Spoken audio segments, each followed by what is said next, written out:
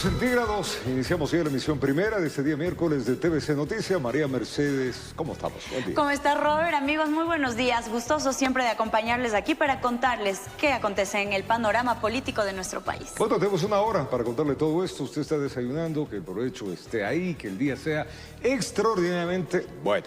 Así es, con las mejores vibras para que ustedes puedan cumplir sus actividades. Recordarles que también les acompañamos a través del www.tvc.com.es. El expresidente Guillermo Lasso rindió su versión libre y voluntaria dentro del caso Metástasis. Esto, Robert y amigos, recordemos, tras un pedido por parte de la defensa de una de las vinculadas. Lasso señaló que los integrantes de la Comisión de Pacificación de las Cárceles no estaban autorizados a recibir dinero por parte de los reos.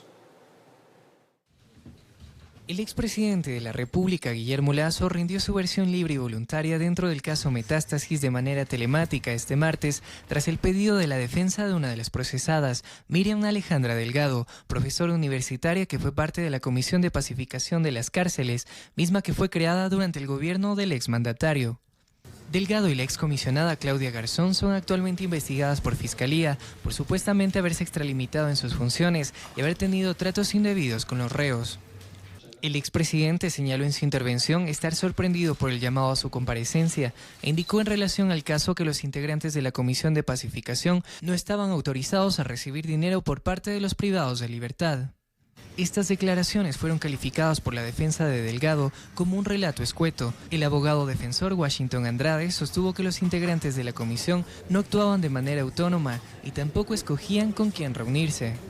Que si le están acusando de delincuencia organizada a nuestra defendida, es evidente que el presidente, que fue quien le designó mediante decreto, que quien la escogió, que quien le dio las atribuciones, tiene que venir a rendir una versión. Este es un tema de responsabilidad del Estado, porque no podía colocarles en una situación a los comisionados, en una situación de riesgo tan alto, tan grave, y estas son las consecuencias.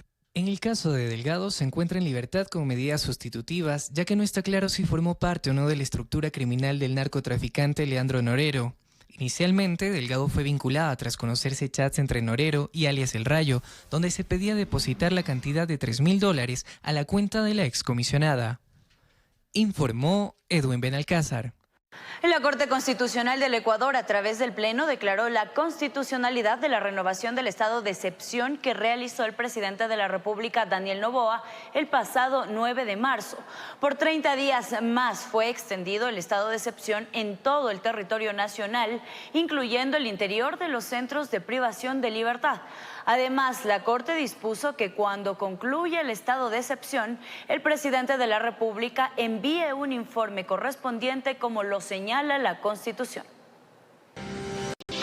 Bienvenido a Ecuador en Democracia, un espacio donde el Consejo Nacional Electoral promueve el voto informado.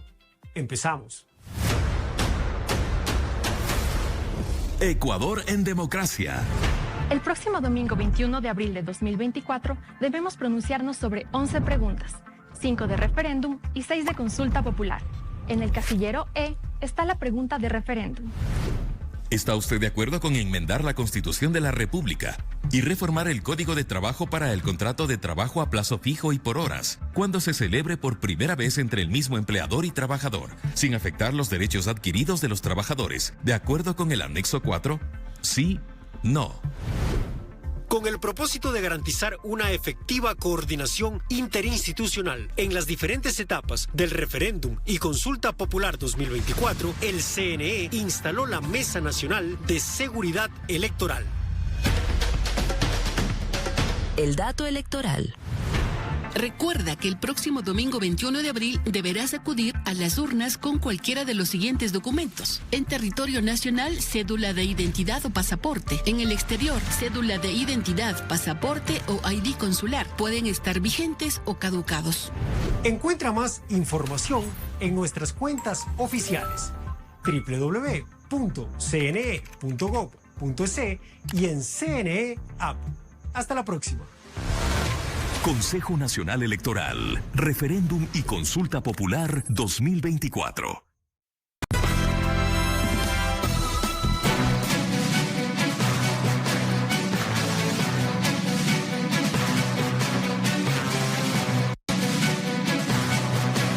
7 de la mañana y 1 minuto, la designación del titular del Consejo de la Judicatura está envuelta en un dilema legal. El mecanismo para solicitar la terna a la Corte Nacional de Justicia no termina por definirse, lo que alarga en funciones a Álvaro Román, actual presidente encargado.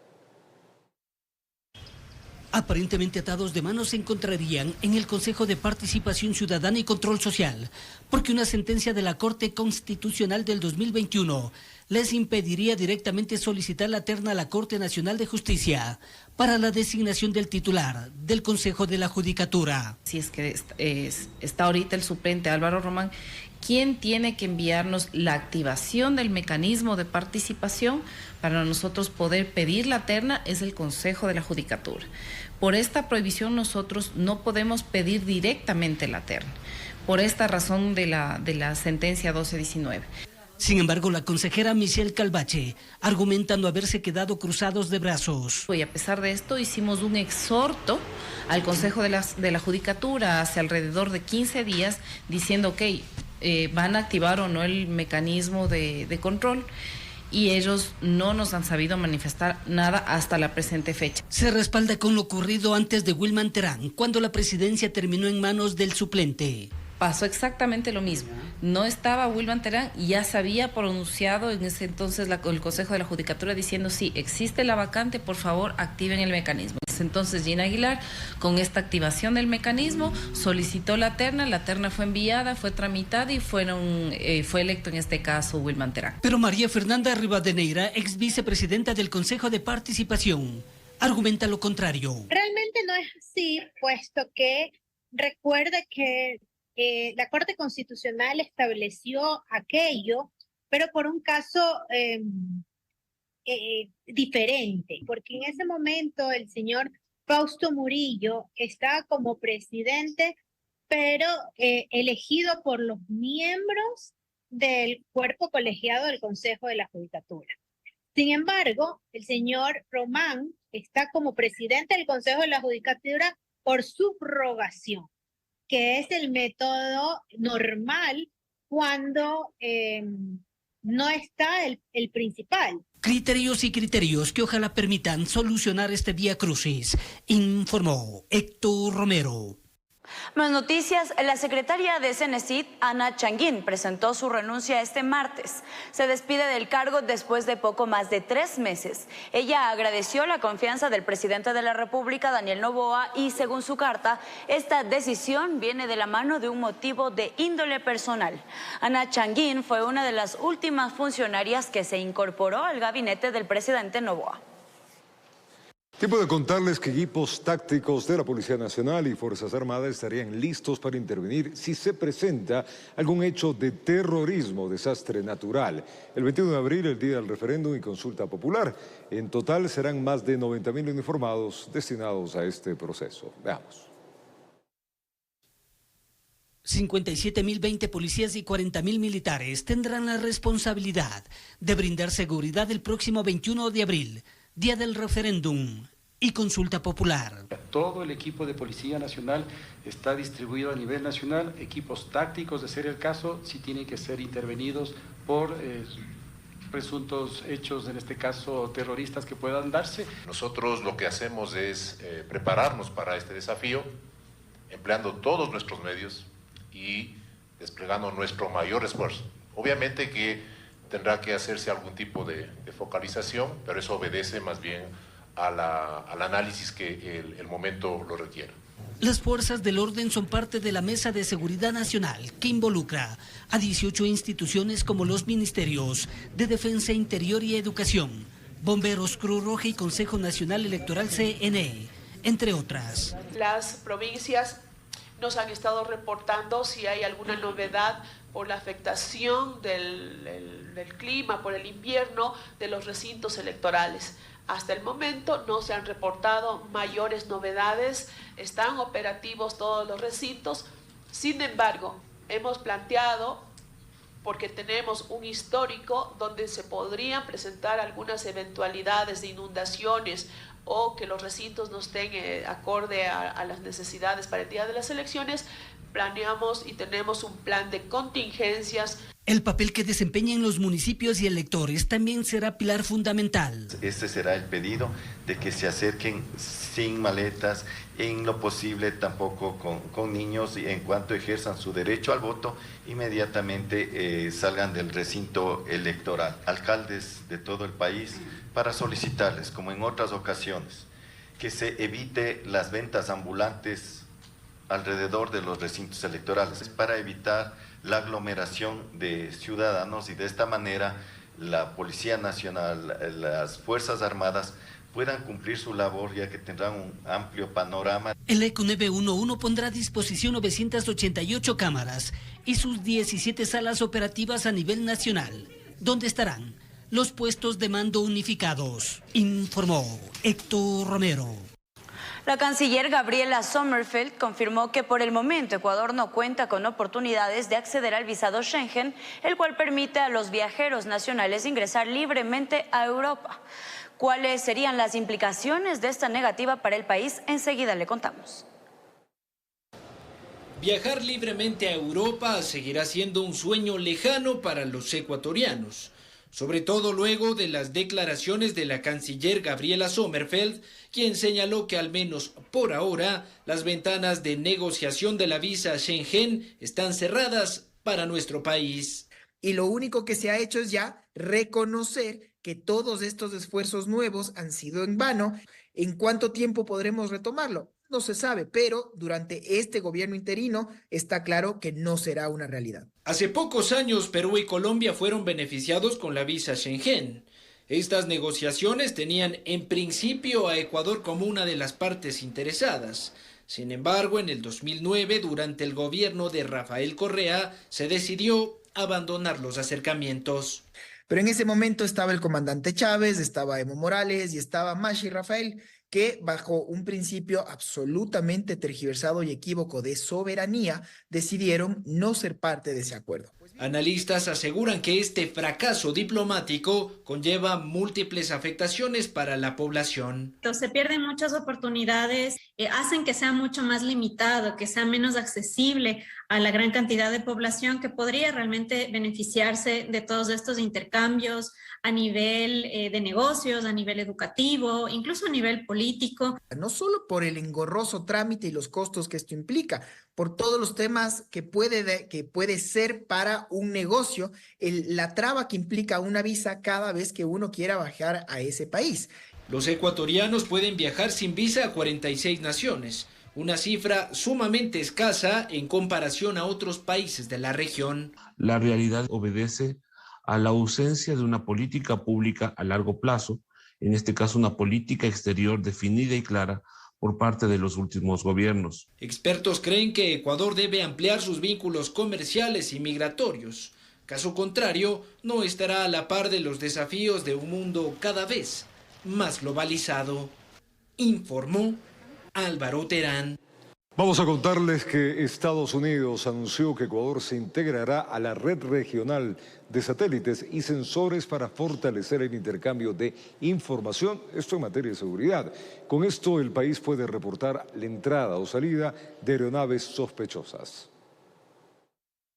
La cooperación en materia de seguridad entre Estados Unidos y Ecuador es cada vez más sólida. El país norteamericano no solo ha donado insumos para las Fuerzas Armadas, sino que también se está trabajando en el intercambio de información que ayude a enfrentar el tráfico aéreo y marítimo ilícito en Ecuador y en la región.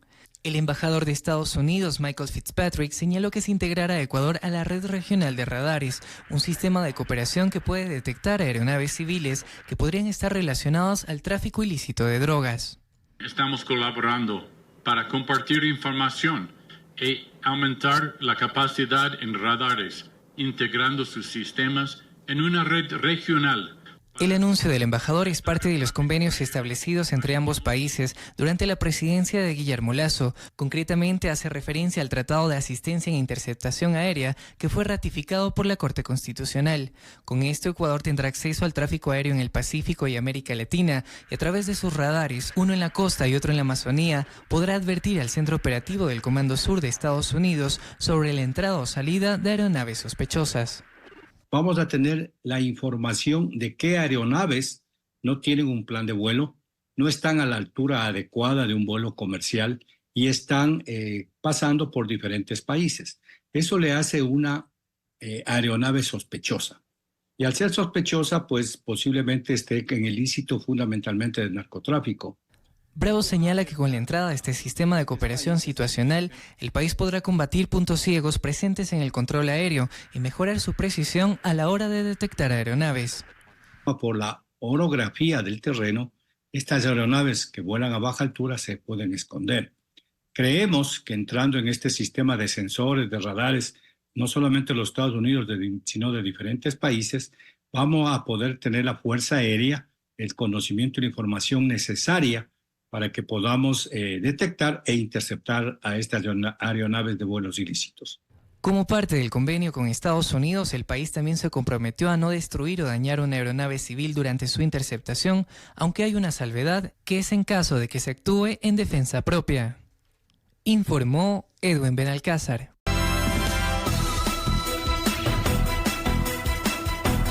7 de la mañana con 17 minutos. Gracias por continuar en nuestra sintonía. Les contamos, 3 personas resultaron heridas en enfrentamientos registrados en Palo Quemado, en la provincia de Cotopaxi. Allí los comuneros se oponen al inicio de un proyecto de extracción minera. Mientras tanto, el gobierno responsabilizó de estos hechos a un grupo organizado que habría utilizado explosivos. Es el sector de Palo Quemado en Cotopaxi. Los incidentes no paran. Este martes hubo enfrentamientos entre comuneros y la fuerza pública.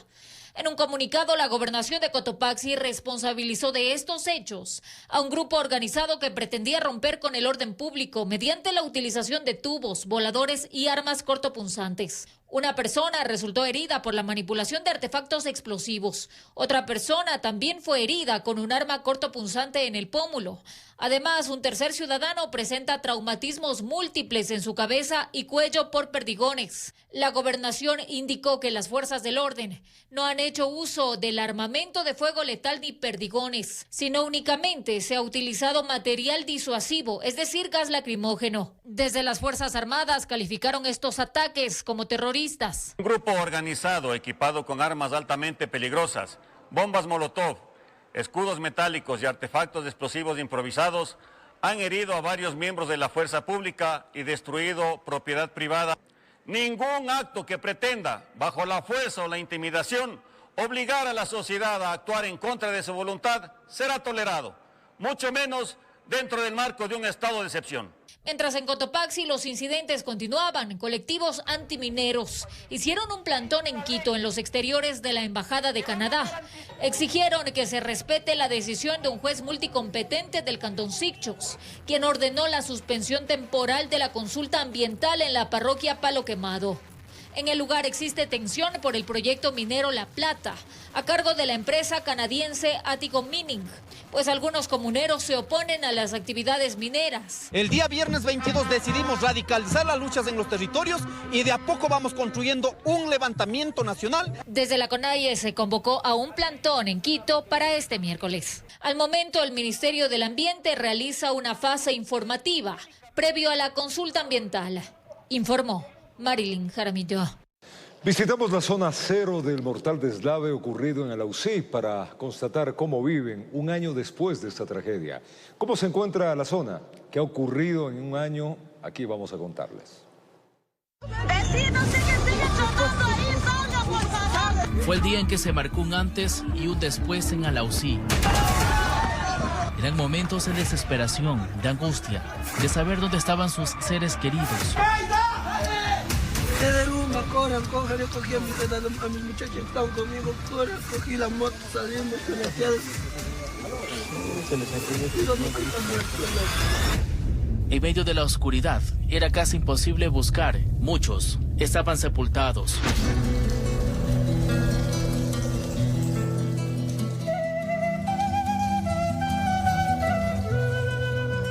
Ha pasado un año de la tragedia y en ese cantón de la provincia de Chimborazo, Blanca Macanchi perdió a 11 familiares. Mi mami, mis sobrinos, mi hermana, los sobrinos pequeños, los toditos. Con mi mamá es un buenas noches. ¿Fue lo último que habló con ella? Fue lo último que hablé con ella. Sobre esa noche nos despedimos. Fue la primera y la última vez que nos dijimos adiós. Por otro lado, Blanca Flores cuenta que había salido de aquel barrio minutos antes. Ella también recuerda su casa que quedó aplastada por el derrumbe y sus vecinos, que nunca más los volvió a ver. Cuando llego a la casa, asoma una sobrina de mi esposo y me dice, señora Blanca, sintió el temblor. Digo, ¿qué temblor? Y ahí me llama el vecino y me dice, vecina, se acabó nuestro barrio. Y ahí comenzamos a correr. De nuestro barrio se murió como 80 personas. Las autoridades hablan de 68 víctimas mortales, también de 10 desaparecidos, pero asimismo habían familias de nacionalidad venezolana que nadie preguntó por ellos. Se estima que la cifra de fallecidos supera las 100 personas. Es el cementerio de la UCI. En ese bloque está la mayoría de las víctimas. Muchos eran niños. Algunos, sus juguetes, los colocaron en las tumbas. Otros fueron enterrados en diferentes comunas. Llegar a este sector es presenciar un ambiente desolador y triste al recordar que en este sitio habían 5 barrios que quedaron sepultados. Familias que lamentablemente aquella noche de domingo no lograron escapar. Ya 12 meses y por aquí solo se pueden observar números en las paredes de un censo que realizaron por aquel tiempo, de las viviendas que fueron evacuadas en un barrio que perdió su alegría. El nuevo Alausí ya no es el mismo. Se percibe olor de muerto, porque clarito viene el olor a la nariz, entonces es como igualito como estuviéramos en un cementerio. Prácticamente los que vivíamos en esta parte para allá pudimos estar con vida, pero las personas que estuvieron en la parte de acá, no, ellos, no tenían opción a correr ni a salir a ningún lado. Fueron días de constante trabajo de los bomberos de diferentes provincias, de la Policía Nacional, del Ejército y los habitantes de este cantón para encontrar cadáveres. Por aquí todos coinciden en considerar esto como una película de terror, al ser testigos como parte del barrio La Esperanza, Control Norte, Nuevo Alausí, Pircabamba y Búa desaparecieron en segundos. Informó Charlie Pisa. Cambiamos de tema. A las altas temperaturas que enfrenta el Ecuador se suma también la ausencia de lluvias. Las pocas precipitaciones que han registrado fueron localizadas. Este mes de marzo es considerado el más caliente desde 1991, es decir, en los últimos 33 años. El pasado 16 se registró una temperatura bajo sombra de 35.8 grados y se creía que sería lo más alto. Sin embargo, este lunes 25 de marzo hubo un nuevo pico alto. 35.9 grados de temperatura y una sensación térmica que supera los 38 grados. Y así podemos observar tanto en horas tanto el mediodía, el UV, poca humedad en este caso al mediodía, lo cual incide también la radiación que se incremente en este caso, y asimismo las temperaturas máximas llegan alrededor entre 35 y 36 grados sobre todo. Esto es a la sombra sobre todo. A esto se suma la sequía producto de las pocas lluvias. Según el INAMI, las escasas precipitaciones fueron focalizadas y no generales. Esto igual quiere decir que el mes de marzo es el mes más caluroso de los últimos 30 años. En base a esto, ¿qué se espera para el cuarto mes del año? Históricamente, abril siempre fue un mes en el que empiezan a bajar las temperaturas. Se espera que las temperaturas, de acuerdo a las condiciones oceanográficas, vayan disminuyendo, en este caso, vayan atenuándose, vayan reduciéndose. Si estas condiciones de calor continúan y las lluvias hacen poca presencia, podríamos incurrir en nuevos estiajes. El docente de la Facultad de Ingeniería Eléctrica de la Escuela Superior Politécnica del Litoral señala que es muy difícil adelantarse a estos hechos, sobre todo en materia climatológica, pero no se puede descartar que este sea el escenario. En la variabilidad que tiene el clima, nos podemos estar enfrentando, si no hubiera lluvias, a un efecto de que los embalses no tienen suficiente agua, y esto daría ocasión a que, lógicamente, las hidroeléctricas que están mayormente en la zona oriental no tuvieran suficiente agua. Informó José Morales. Cambiamos de tema, se ultiman los detalles de lo que será la procesión del Cristo del Consuelo de este Viernes Santo a desarrollarse en el suroeste de Guayaquil. Los feligreses afirman su fe para aquel día y las autoridades coordinan todo el protocolo de seguridad que ejecutarán durante el recorrido. Se acerca el gran día para los fieles católicos, el momento en que acompañarán al Cristo del Consuelo en cada una de las cuadras durante la procesión de este viernes. Y así llegan a contemplar la imagen y mantener un momento de intimidad en esa iglesia. Él es mi guía y mi protector. ¿Te ha ayudado mucho? Demasiado. Tengo algo planificado y estoy pidiendo a él que se me haga con toda la voluntad y con toda la fe. Dio su vida por nosotros y nosotros recordar con esto pues como que hacemos un solo corazón entre los que participamos y con el Señor. Pero asimismo están pendientes de esta, la 64ª edición del Via Crucis, que congregará a más de 500,000 personas como todos los años. Y en este que con el estado de excepción estuvo cerca de no llevarse a cabo y las autoridades, tanto de la Arquidiócesis de Guayaquil y del Cabildo porteño, acordaron que esta se realice con estricto control de seguridad. Tenemos ya la vigilia hasta tal hora por el toque de queda, hasta las 11 aquí en la iglesia. Luego tenemos que estar aquí en la mañana, todos ya preparaditos, listos, temprano, para caminar rápido, porque dieron el tiempo por unas horas. Ya el Cristo ya está preparadito, ya él ya está preparado ya. Iniciará a las 7 de la mañana en Lizardo García en la intersección con la calle A. Avanzará 20 cuadras hasta subir el puente por el ramal del Estero Salado, que ingresa a las calles del sector El Cisne 2, hasta finalizar en la plaza. Se estima que esto sea a las 10 horas con 20 minutos. No va a haber una misa campal. La arquidiócesis en ese sentido ha captado nuestra sugerencia en que solamente van a hacer una bendición general y de ahí se termina ya la procesión. Durante la procesión habrán 75 agentes de control municipal, 200 policías, personal de las Fuerzas Armadas y bomberos que estarán desplegados en puntos estratégicos durante toda la ruta. 4 ambulancias vamos a tener en todo el trayecto desde la iglesia hasta en la plaza del Cisne 2, que es donde ya termina la procesión. El monitoreo será constante con 16 cámaras que se encuentran instaladas en todo este sector del suburbio de Guayaquil y se recomienda no llevar a niños o evitar la asistencia de personas con discapacidad y enfermedades vulnerables, informó Charlie Pisa.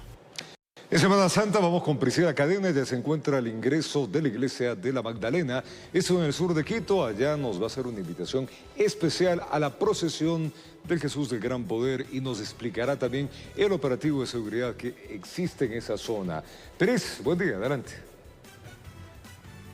Gracias, querido Robert, amigos, muy buenos días. En efecto, el sur también tiene su procesión de Jesús del Gran Poder, que será este día viernes 29 de marzo. Parte desde las 12 del día desde el sector del Chilibulo, la iglesia del Quinche, y recorre las principales vías del sur de la capital hasta llegar hasta este punto donde nos encontramos, que es el sector de la Magdalena. Ya se han efectuado los operativos por parte de la Agencia Metropolitana de Tránsito, la Agencia de Control y también los agentes de control, sobre todo para brindar seguridad a los feligreses quienes van a asistir a esta procesión. Se calcula que cerca de 25,000 personas en un recorrido de 7 kilómetros. El inspector Alirio Gaona nos acompaña esta mañana. Inspector, muy buenos días. ¿Cuáles van a ser estos cierres viales? Importante para que la ciudadanía conozca, también planifique sus viajes y sobre todo también las recomendaciones a quienes van a asistir los feligreses a este Viernes Santo en la procesión. Gracias por la oportunidad. Bueno, está previsto el recorrido de la procesión a partir de las 12 horas, pero en el transcurso que se dé, se vaya haciendo los cierres,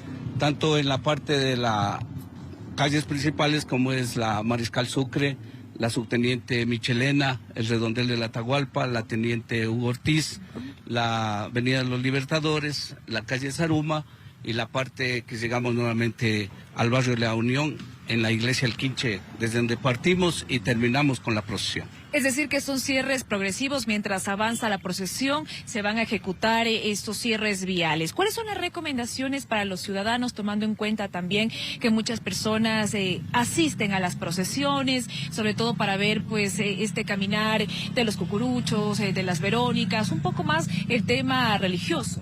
Bueno, en ese sentido, Acá en el sur de la capital, sobre todo, como ustedes ya han escuchado, también congrega a miles de feligreses quienes viven esta Semana Mayor, la Semana Mayor de la religión católica. Así que con esta información nosotros nos despedimos. Muy buenos días. Gracias, mi querida Priscila. Así pues, la Semana Santa también tiene su procesión, como ya lo vimos en el sur de la ciudad, los detalles que nos han contado las respectivas autoridades.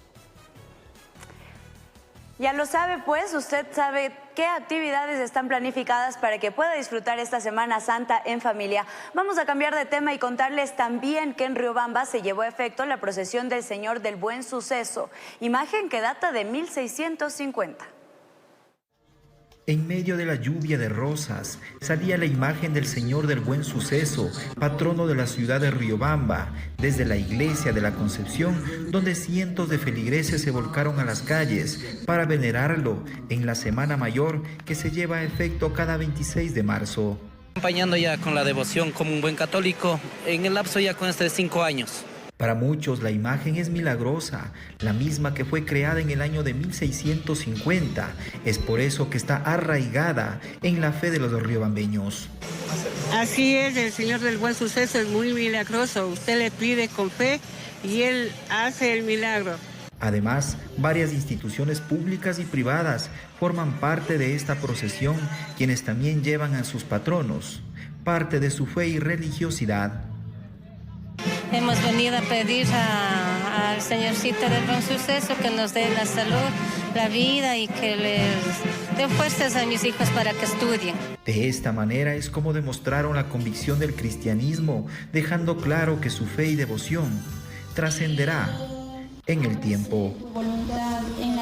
Con imágenes de Juan Francisco Altamirano en Chimborazo, informó Darwin Altamirano. La buena noticia llega gracias a... Gracias al quincenazo de Supermercados Aquí, el precio más bajo o te devolvemos la diferencia.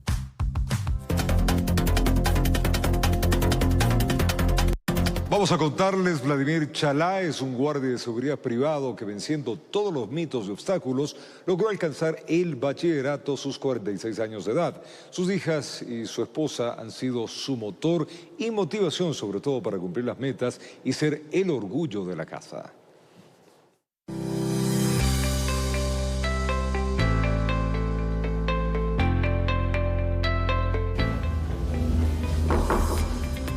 Llegamos hasta su casa ubicada en el sector del Divino Niño en el sur de Quito. Allí nos acogió con la amabilidad y carisma propia de don Vladimir Chalá, oriundo de Tulcán en la provincia de Carchi. Es el quinto de 22 hermanos, quienes crecieron en un hogar humilde. Los hermanos más mayores los varones nos dedicamos asimismo a trabajar en el ingenio azucarero del norte. En el tiempo de nosotros decían que los estudios no eran tan interesantes. Tocó decidir en la economía. A los 22 años de edad se mudó a la capital en busca de nuevos horizontes y sueños por cumplir. Se involucró en el mundo de la seguridad privada y poco a poco fue ganando la confianza de sus empleadores y supervisores. Y como en ese tiempo era bien fácil conseguir el trabajo, solamente nos cogían con la cédula y la papeleta de votación. Pero siempre hubo una tarea pendiente que quedó incompleta desde su adolescencia. La culminación de sus estudios secundarios fueron motivados por el apoyo de sus compañeros de trabajo. Mi esposa, mis hijas no creían que yo iba a hacer eso, fue una admiración. Justo en ese tiempo ya fue la pandemia. Entonces las clases ya se recibía solamente por virtuales. Y ya venía del trabajo, escuchaba las clases aquí en la casa, y así mismo cuando me cogía las horas de clases venía escuchando en el bus. Ahora, luego de 2 años de estudio, Vladimir alcanzó su meta anhelada. Las noches de desvelo y tareas se convirtieron en las sonrisas y alegrías de sus hijas, quienes comentan sentirse orgullosas de su padre al ver cómo ha completado sus objetivos. Muchas veces ambos hacíamos los deberes, había cosas que él a veces no entendía, pero intentaba como explicarle a él para que él también entienda y entender a la vez. Era como que compartíamos las enseñanzas uno a otro. Estoy muy orgullosa de él, que se siga superando y nunca es tarde para uno seguir creciendo y seguir llegando cada día y cada vez más alto. Que a la edad que mi hermano tiene es un gusto para nosotros como familias que él se supere. Como Vladimir, decenas de adultos también se graduaron en la culminación de la tercera promoción del Colegio Eugenio Espejo de Quito en la modalidad bachillerato acelerado. Dice que al igual que sus compañeros de este día pasó a ser el más hermoso de sus vidas, al demostrar a una sociedad entera que ni el tiempo ni los años son impedimento para cumplir sus metas anheladas. Informó Mauricio Sánchez.